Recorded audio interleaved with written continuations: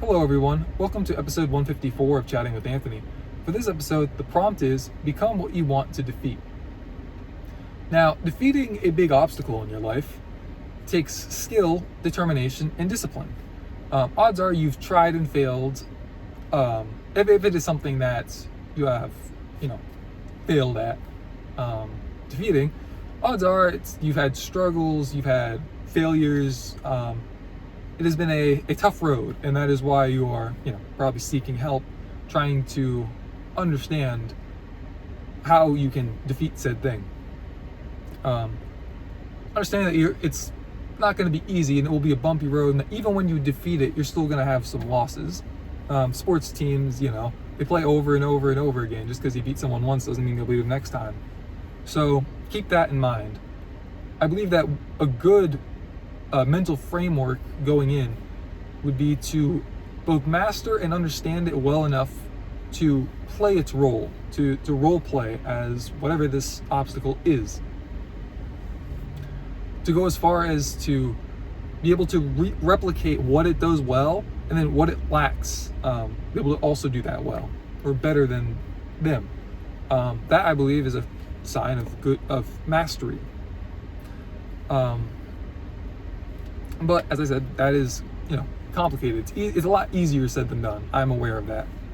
But I believe a lot of our struggles are more mental than physical, and so going into it with the right mindset, I believe, is very essential. Mindset is not everything, but the mind directs the body. So you sort of have to take it into some level of consideration, no matter how, I don't know if you want to say old school, but no matter how you want to look at it, you have to understand you have to factor in the mental side of it, one way or another. So for example, in the Bible, Jesus took on sin. He took on human flesh and didn't fail, essentially. He mastered it. He was skilled, determined, and disciplined. In his situation, he was perfect, and he still prayed all the time.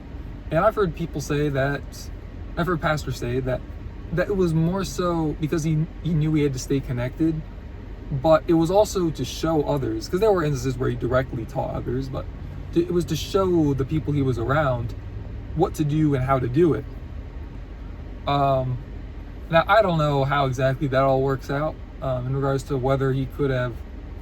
if he wouldn't have prayed, whether he would have had a more difficult time, whether he would have failed altogether. From what I understand, from how I interpret the Bible, God cannot fail. So I think he could have done whatever he wanted and not sinned.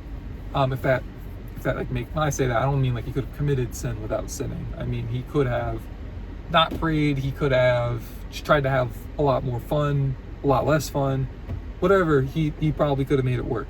But he chose to live his life in a specific way, where the story would be told for generations to come, many generations. Regardless of him not studying, we must study. We don't have the infinite knowledge. Like he spent time in heaven for who knows how long before he came down to earth. He knew everything there was to know. We don't have that knowledge. We are constantly learning. We're constantly growing. It's a slippery slope, and it's complicated. So just because he didn't need to doesn't mean that we don't need to, guys. Please remember that. And in regards to studying effectively and efficiently, ask him to show you. I believe that asking him to show what he meant and how he meant it is crucial and effective.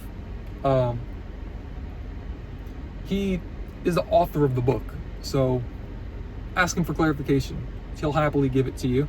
Seek him with all your heart, soul, and mind, as the Bible says. Seek him in truth. But even if you're just a bit confused and you're like, prove it to me, you could do that. I mean, be respectful. He is a God who can kill you at any moment. But at the same time, he can take, he can handle disrespect. Trust me. He's probably handled worse disrespect than whatever you're going to throw at him. And there is another level in regards to the mental framework. I believe that a lot of us don't go as hard as we could because we're just, sedated for a variety of reasons. From media, I'm guilty myself, I've noticed. But you can almost become mentally sharper by just consuming less media, consuming less food, whatever it might be. And all that works to a point. It's not just like consume zero and you'll be optimal. But learning how to balance things better, being intentional about everything you do, I believe has actually served me really well. Just taking note of how certain things impact me when in the past I would have just done it without really paying much attention. Like for example, with sports teams, especially the New England Patriots are infamous for recording other teams' practices. A lot of teams record their own practices to go back and watch and improve from, and that's perfectly fine. But some teams want to win so bad. Well, I believe all teams want to win so bad that they would, but a lot don't do it out of fear of getting caught. Some, like the Patriots, get caught doing it, and there are repercussions for that because there's a reason that you're not allowed to do that kind of thing. And the University of Michigan, I believe was the year they won the championship. Jim, I believe it was Jim. One of the Harbaugh brothers, so whichever one coached them, was essentially sending people out to do that, and the school was punished after the season. Harbaugh hasn't received a punishment because he's now in the NFL, and I believe they did suspend him if he ever chooses to go do college again, but it's a whole messy situation because he's coaching in the NFL. But take that same level of dedication and use it to serve him honestly, serve God honestly to the fullest of your extent, to the fullest of your ability. So that's all I have for this day. That's all I have for this episode. Thank you guys for watching. Stay safe.